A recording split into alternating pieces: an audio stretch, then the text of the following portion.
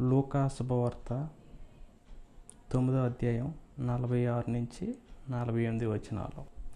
తమలో ఎవడు గొప్పవాడు అని వారిలో తర్కము పుట్టగా, వారిలో అంటే శిష్యులు యేసుప్రభు పక్కనే ఉంటున్నారు, కానీ తగ్గింపు గుణం అనేది అసలు ఎవరిలో ఉండట్లేదు. ఎవరికి వాళ్ళే నేనే గొప్పగా ఉండాలి, నేనే గొప్ప అన్నట్టుగా అలా ఫీల్ అవుతూ ఉంటున్నారు. ఆ తగ్గింపు అనేది ఉండట్లేదు.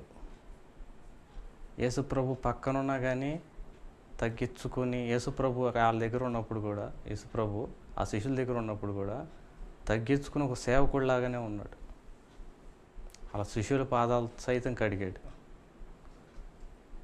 మీలో ఎవడ గొప్పవాడంటే, ఈ లోకంలో ఇప్పుడు నాయకులు ఉంటారు, వాగ్దానాలు ఇస్తారు, దాన్ని సరిగ్గా ఎవరు నెరవేరు, అలాంటి వాళ్ళు గొప్పవాళ్ళు కాదు. ఇప్పుడు ఎవరైతే వాగ్దానాలు ఇచ్చి నెరవేరుస్తూ ఉంటారో, తగ్గించుకుని ఎవరైతే వ్యతిరేకత వస్తున్నా సరే దాన్ని ఎలా ఒకటి భరించి ఆ వాగ్దానాలు నెరవేరుస్తూ ఉంటారు. ఇప్పుడు నాయకులైనా సరే, ఇప్పుడు విశ్వాసయాత్రలో ఉన్న ఈ క్రైస్తవులైనా సరే, తగ్గించుకుని ఈ క్రియలు చేసేవాడు ధన్యుడు.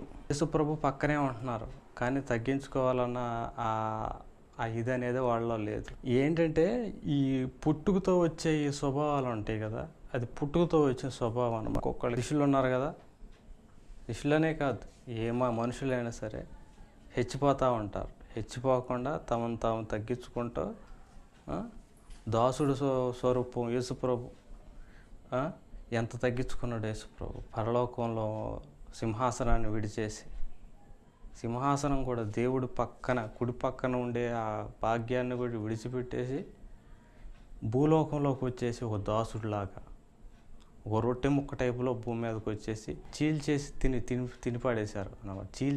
చీల్చేసేసారు, ఆ టైపులో అయిపోయింది. అంతగా తగ్గించుకున్నాడు యేసుప్రభు. అలా ప్రతి ఒక్కరు కూడా, నువ్వైనా సరే నేనైనా సరే, ప్రతి ఒక్కరు కూడా మన జీవితంలో లోటుపాట్లు ఏదో ఒకటి ఉంటానే ఉంటాయి. ప్రతిరోజు తగ్గించుకోవాలి, ప్రతిరోజు తాను పరీక్షించుకోవాలంట. ప్రతిరోజు పరీక్షించుకుని మనలో ఏమన్నా లోటుపాట్లు ఉంటే అవి పోగొట్టుకునే ప్రయత్నం చేసుకుంటూ ఉండాలి. ఈ జీవిత యాత్రలో 70 సంవత్సరాల్లో అలా సరి చేసుకుంటూ ఉన్నవాడే పరలోకం చేరగలుగుతాడు.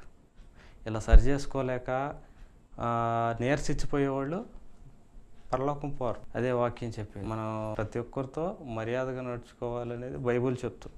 వారి హృదయాలోచన ఎరిగి ఒక చిన్న బిడ్డను యేసుప్రభు తీసుకొని తన యొద్ద నిలవబెట్టి, ఈ చిన్న బిడ్డను నా పేరట చేర్చుకున్నవాడు నన్ను చేర్చుకున్నవాడు నన్ను పంపిన వాడిని చేర్చుకున్నాడు.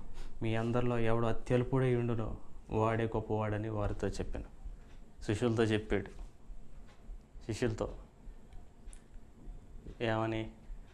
ఎవరైతే ఈ దేవుడు సేవ నిమిత్తం, ఏదైనా సరే సేవ నిమిత్తం అంటే గొప్ప సేవ ఏది అంటే అరిగి కరిగిపోతూ ఉంటారు.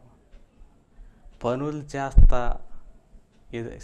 నిందైనా సరే ఏదైనా సరే అలా పడతా పనులు చేస్తా వాళ్ళు అరిగి కరిగిపోతారు. ఇబ్బంది అయినా కూడా వాళ్ళు చేస్తూనే ఉంటారు. ఇబ్బంది వచ్చినా సరే, మా మూడు బాగోపోయినా ఇబ్బంది వచ్చినా ఏదైనా సరే వాళ్ళు అలా దేవుడు ఇచ్చిన పనిని, తమకు ఇచ్చిన పనిని అలా పూర్తి చేయటం కోసం వాళ్ళు ఎంతైనా సరే రిస్క్ చేస్తూనే ఉంటారు. అలా రిస్క్ చేసి దాన్ని పూర్తి చేస్తారు. అప్పుడు ఆ విజయం వాళ్ళ ఖాతాలో పడుద్ది. అప్పుడు పరలోకంలో ఆ వ్యక్తికి రివార్డు వచ్చింది. ఈ విషయంలో చాలా పెద్ద రివార్డులు వస్తూ ఉంటాయి. ఇది కష్టమైనా నష్టమైనా తట్టుకుని దాన్ని ఏదో విధంగా పూర్తి చేస్తారు. పూర్తి చేసే వ్యక్తులే ఆ మొదటి స్థానంలో నిలుస్తారు. అలాంటి వ్యక్తుల్లో పౌలు ఉంటాడు. మొదటిగా పౌలు మనకు అన్ని విషయాల్లో కూడా ఆదర్శం. ఇప్పుడు బైబిల్ అంతట్లో కూడా అసలు ఓపెన్ చేస్తే పౌలే కదా టాప్గా కనిపించేది. కొత్త నిబంధనలో మ్యాక్సిమం బుక్స్ రాసి పౌలు. అలాంటి పౌలు ఆదర్శం. ఎన్నో శ్రమలు పడ్డా కానీ వాటిని తట్టుకుని ఓర్చుకుని దేవుడు తనకి ఇచ్చిన పనిని పూర్తి చేశాడు.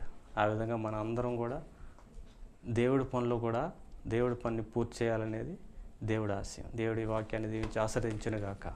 ఆమె